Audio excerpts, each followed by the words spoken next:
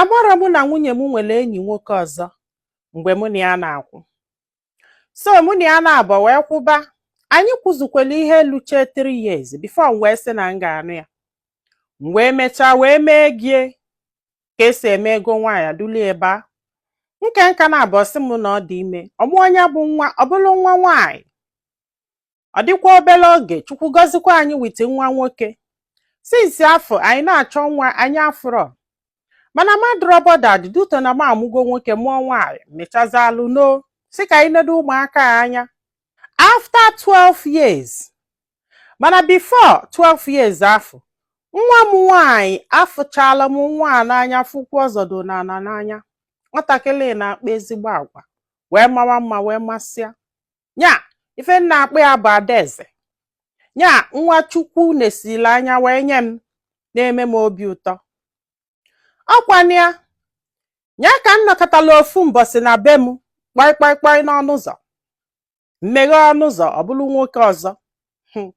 Wee sị ya kedu ihe ọ chọ. Ọ sị na ya bụ idulu adị ya nwaanyị. Wee sị ya ke ihe ime ini. Ọ sị na ya dụ sorry mana ya bịa idulu adị ya nwaanyị. Mgbe nwoke a kwuru ihe a, nya ọ dụ ka ara anọ n'enu wee nyụ. Ịma na ndị Igbo si na ara anọ n'enu wee nyụ na-agba ijijegharị maka na ọ gba amụgharị. Nwunye m wee kpọtara ọkpa kpamkpamkpam wee gbalete sekpula na sị m na ya dụ sorry.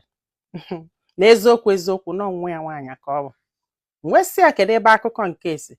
Ọ sị na mgbe afọ mụ na ya na-akwụ na ya na dịga anyị na-akwụ. Ande na mgbe afọ nsị na m ga-anụ ya ka a jee nye Goodbye Ibongi. Akwụnụ ma ihe mmini. Ya jee ka anyị na ya na-abọlie Ibongi nke ikpeazụ ka a wee sizi anya Goodbye n'ebe ahụ ka a nọ wee tụrụ ime. Unu afọla akụkọ ndị ala. Nọọ ihe a ka nwunye emeghela ọnụ wee kwuo.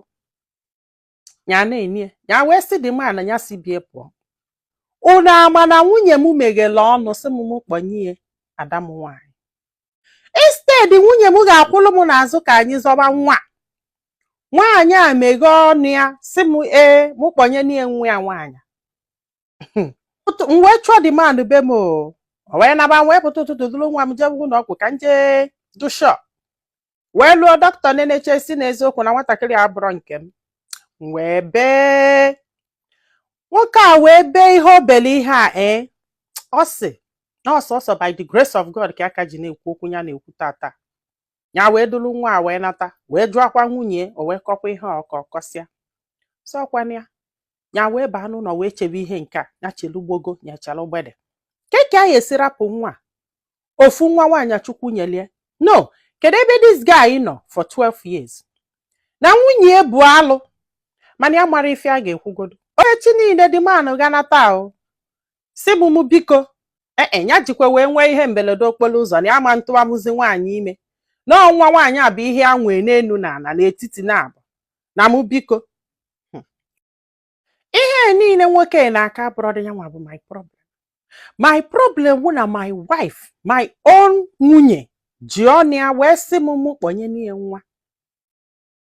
Agbara m maka ịfụnanya nwee n'ebe nwa nọ.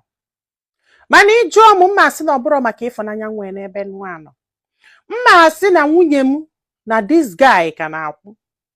And mma sị na nwa nwoke sef ọmụọlụ m adọrọ m shọ nọ nke m ka ọ.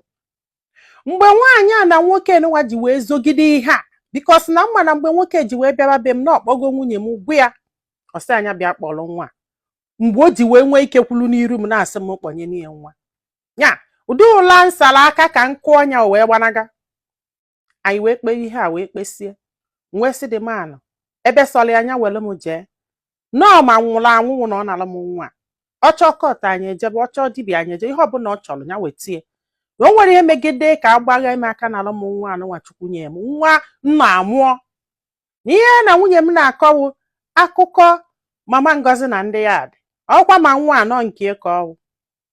Nwoke wee sị na ya ga-agbụ ya akwụkwọ ya chebezie mgbe lọya saivọlụ ya akwụkwọ ka fa fụzie na court. Na nkafe abụrọ nsogbu. Mgbe bata wee nọla na wee chebe ihe a wee cheche wee sị nwunye m palụ ngwongwo nke isi be m pụọ.